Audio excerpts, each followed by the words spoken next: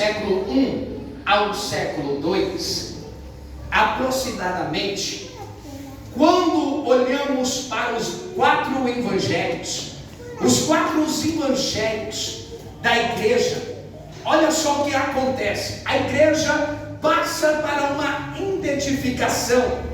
Cada um dos evangelhos tem um símbolo diferenciado na etimologia bíblica. Na etimologia bíblica, na visão do profeta Ezequiel, capítulo 1 e versículo 10. Olha só o tamanho dessa revelação. Quem disse isso? Diz as histórias e os historiadores, como também chamado Eusébio de Cesareia, fala que os 4 evangelhos teve um símbolo maior, um aspecto maior, um aspecto messiânico dentro desses 4 evangelhos, chamado Mateus, chamado Marcos, chamado Lucas e chamado João. E qual é o aspecto, qual é a diferença baseada na revelação e na visão do Ezequiel, capítulo 1 e verso 10? E qual é esta visão? O evangelho e os 4 evangelhos representam a visão do profeta Ezequiel.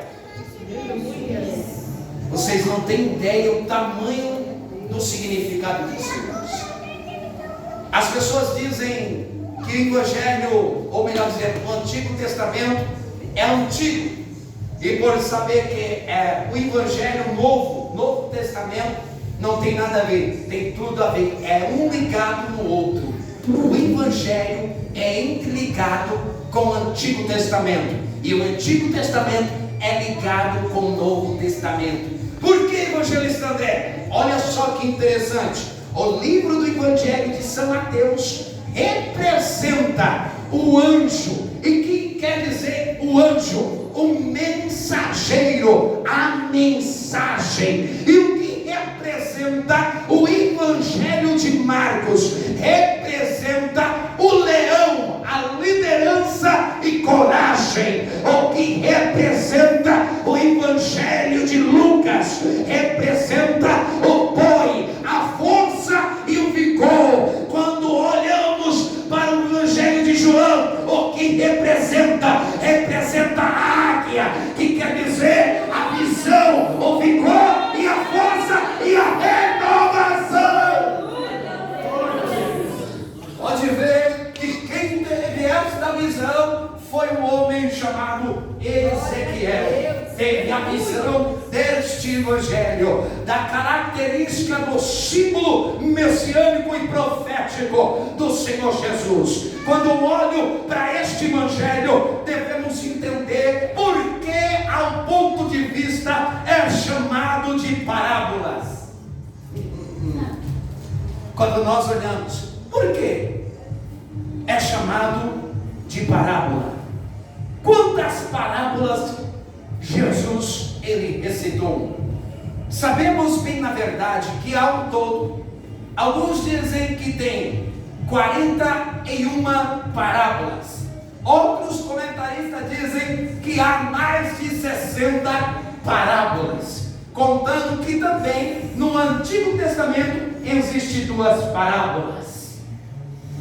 Agora, quando nós começamos a observar o que é parábola, a Bíblia diz que Jesus recita 6 parábolas.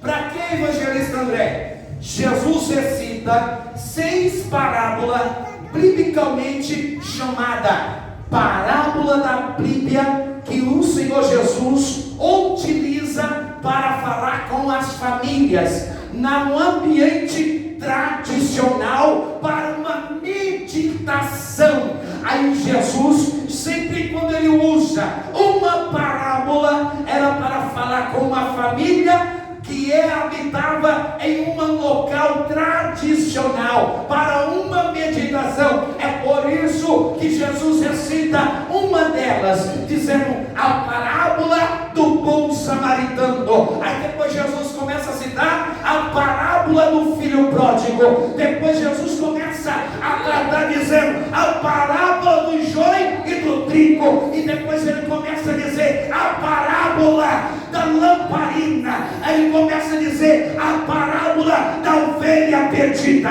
Aí depois ele começa a dizer sobre a parábola do servo. E agora o que acontece? O que é realmente a parábola?